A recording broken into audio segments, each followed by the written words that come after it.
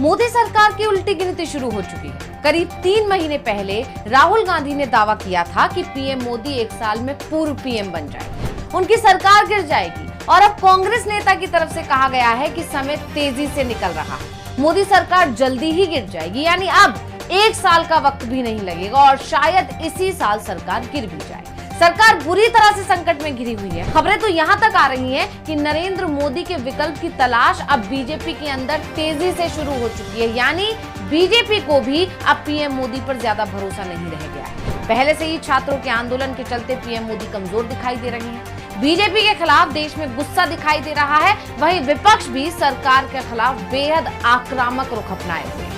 मोदी सरकार के लिए संसद से सड़क और सुप्रीम कोर्ट तक कहीं से भी राहत भरी खबर सुनने को नहीं मिल रही है। ऐसे में क्या जो दावा राहुल गांधी कर रहे हैं कि मोदी सरकार जल्दी गिरने वाली है, वो सच होने वाला है, क्योंकि इसी साल देश में नए चुनाव कराए जा सकते हैं और इसी साल मोदी सरकार गिर जाएगी। और इन सभी सवालों को लेकर आज हम अपनी स्पेशल रिपोर्ट में करेंगे बात। नमस्कार, मैं हूं अंशिता।